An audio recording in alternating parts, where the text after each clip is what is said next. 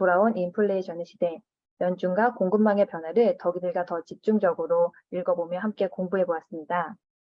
오늘자 경제신문입니다. 연준은 결국 25bp 금리 인상을 결정하였죠.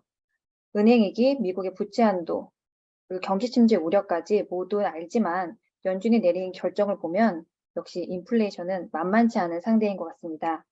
과거에도 위기는 있었을 텐데요. 그 당시 연준 의원들의 이야기를 들어볼게요. 과거 연준 의장들을 만나보겠습니다. 아서 번즈는 안티 히어로로, 폴 볼커는 히어로로 불리고 있죠. 아따 참말로 폴볼코는 히어로고 어째 나는 안티 히어로해라. 내가 왜 그런 오명을 들어야 하는지 모르겠네. 다음 페이지를 보란께 폴. 자네만큼은 아니지만 내가 이전보다 금리를 겁나게 올렸어야. 그것도 허벌나게 공격적으로 말이오. 아직도 모르는 건 아서. 맞아, 금리를 올리긴 했지. 그런데 물가가 잡히기도 전에 급한 마음에 금리를 내리지 않았나? 아따 거시기 닉슨의 재임을 도와줘야 안 컸는가. 정치적 압박이 겁나게 오는 거 자네도 알지 않나? 나는 없었는 줄 아나. 카터, 레이건 그들 모두 그랬지. 그럼에도 난 금리를 더 올렸다네. 물가가 내려왔지만 지켜보다가 금리를 천천히 내렸지. 나도 정치적 압박도 있었어. 농민들의 시위도 있었지. 기억 안 나는가? 자동차 딜러들이 팔리지 않는 차키를 가득 담은 관도 보내줬었지. 난 늘 총을 지니고 다녀야 했고 말이야. 그래도 난 인내심을 갖고 경기 침체를 견디며 금리를 천천히. Hello, everyone. 상도 봤더니 아직도 헬리콥터를 타고 다니나? 아워드도 못 받은 피플들이 too much talking이군. 나의 자랑을 좀 해볼까? 난 1930s 때 대공황을 연구하면서 준비된 Financial Crisis를 맞아 잘 대응한 페드 의장이었지. 양적 완화도 재빠르게 시도하고 그 어려운 금융위기를 극복했다네. hen, 이것 좀 봐보소. 그러면서 실업률을 나몰라 하지 않았는가. 그리고 자네도 나중에 금리 인상을 시도했지만 시장이 휘청거리자 주춤거리지 않았는가? 자네도 고민이 많았을 것이요. 돈을 허벌나게 풀어놓게 금리 인상도 시도도 못하고 말이요. 그래서 코로나를 맞이한 순간 양적 완화를 했던 파월에게 큰 짐이 되었지. 불쌍한 파월.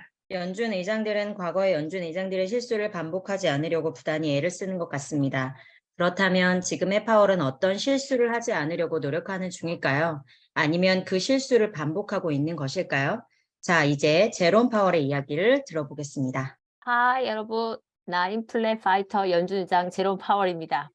요즘 나만큼 유명한 사람 없죠? 여기저기서 물가에 대한 목소리가 많이 나오는군요. 제가 한마디 하겠습니다. 일시적이야. 걱정하지 마. 코로나19 사태에 따른 기저효과일 뿐 경제 회복 지원을 위해 현 통화 정책을 유지하겠습니다. 제롬 파월은 왜 인플레가 일시적이라 생각했을까요?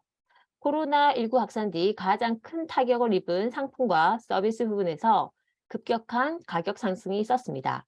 이후 경제가 재개되면서 이들 부분의 수요가 빠르게 회복되고 이로 인해 생긴 인플레이션 압력이라는 겁니다. 다시 말해 인플레이션이 광범위한 부분에 영향을 미친 것은 아니라는 것이죠. 또 자동차를 비롯해 목재 등 물가 상승에 큰 영향을 미쳤던 품목들은 여름 이후 가격이 치솟은 뒤 안정됐거나 떨어지고 있었고 임금이 상승하는 것은 맞지만 아직까지 물가 폭등을 위협할 정도는 아니라는 게 파월 의장의 판단입니다. 21년 8월 파월 의장이 입장을 살짝 바꾸게 됩니다. 금리 인상보다는 테이퍼링을 이야기하며 인플레가 일시적이 아닐 것 같다고 이야기하죠. 소비자 물가 지수를 살펴보니 5.4%에서 6.8%까지 상승하게 되었습니다. 11월 FOMC에서 파월 의장의 연설 중 일부입니다. 보이시죠? 인플레는 일시적이란 말에서 일시적일 것으로 기대한다고. 12월 되니 상황이 또 달라집니다. 이때 그는 특히 일시적이라는 용어에 대해 이제 인플레가 일시적이라는 단어를 버리고 더 명확하게 설명할 수 있게 노력할 때라고 강조했습니다. 21년 12월 소비자 물가지수는 7%였지요. 22년 1월 말부터 금리 인상 5회 이상, 25bp에서 한 번에 50bp까지 검토한다는 이야기가 나왔습니다. 물가 상승세가 쉽게 잡히지 않고 미국 경제 성장세가 여전히 탄탄한 흐름을 이어가자 연준 역시 민첩하게 금리 인상 속도를 올리고 있는 겁니다. 한 번에 크게 한 방 맞추기보다는 겸손하게 상황을 지켜보면서 그때그때 민첩하게 움직이는 전략이었죠. 22년 이후부터 23년까지 금리 변화입니다. 중간 급격한 금리 상승이 보이시나요? 여기에 러우 전쟁이 불에 기름을 부은 격이 되었습니다. 세계 경제는 고환율, 고물가, 신흥국은 달러 상승으로 인한 자본 유출에 대한 걱정과 압박, 높은 원자재에 대한 부담 등으로 몸살을 앓았습니다. 23년부터 인플레가 점차 꺾이는 모습을 보이고 있지만 아직 갈 길이 멀어 보입니다. 인플레가 이렇게 강해진 이유는 경기 부양 및 연준의 안일한 태도뿐이었을까요?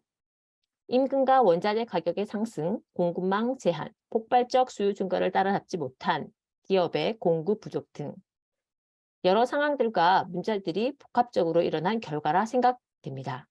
이런 현상을 어떻게 풀어가면 될까요? 이런 상황을 해결할 묘책은 없을까요? 있습니다. 바로 공조입니다. 미국과 중국의 관계를 들여다보죠. 사자와 호랑이처럼 서로 으르렁대는 두 나라. 불과 10개월 전인 22년 7월, 미국은 역대급 인플레이션을 완화하기 위해 대중관세를 인하하는 카드를 만지작거립니다.